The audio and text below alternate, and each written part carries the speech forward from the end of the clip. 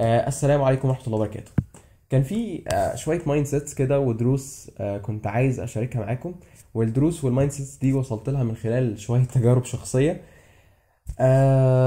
مبدئيا كده من في خضم رحلتنا في الحياة، ومن ساعة ما بنتولد احنا بنسعى، في منا اللي بيسعى لطريق الخير وفي اللي بيسعى لطريق الشر.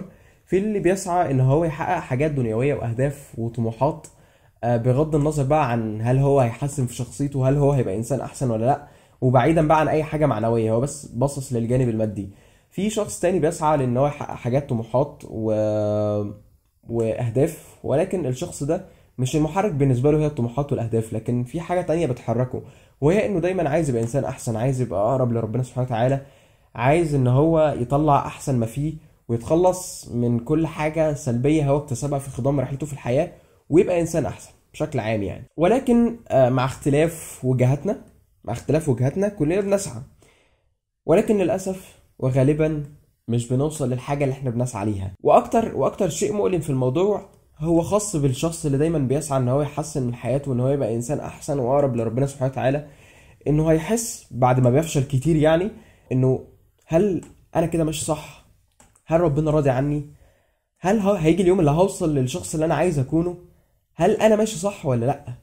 فالموضوع بيبقى صعب الحقيقة يعني، والحقيقة ان هو ده جوهر الموضوع، وده اللي انا عايز اقوله، ان انت مهما هتسعى ومهما هتحاول انه مش لازم توصل. ووصولك للمايند سيت دي وتقبلك ليها، اعتقد انه انت كده وصلت، لان انت كده وصلت لجوهر الموضوع، وهو انه هي دي الدنيا مش سهلة، الدنيا صعبة.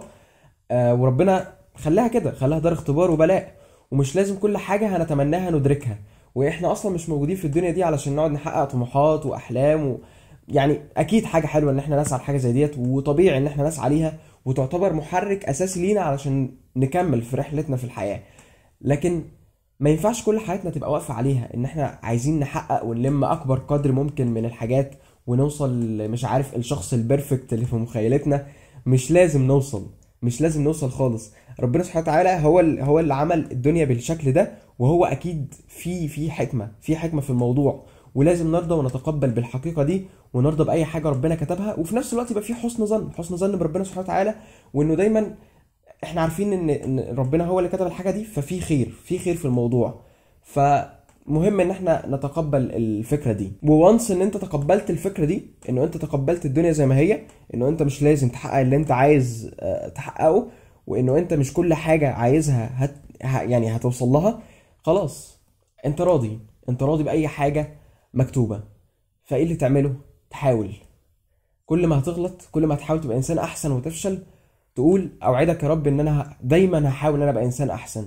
اوعدك يا رب ان انا هحاول ان انا ما اغلطش، احاول ان انا اطلع احسن ما فيا، وهو ده الجوهر، انك تسعى وتحاول بغض النظر بقى عن الوصول. ويعني بس كده، دي كانت يعني خاطرة في دماغي كده بصراحة، كنت عايز اكتبها في النوتس عندي.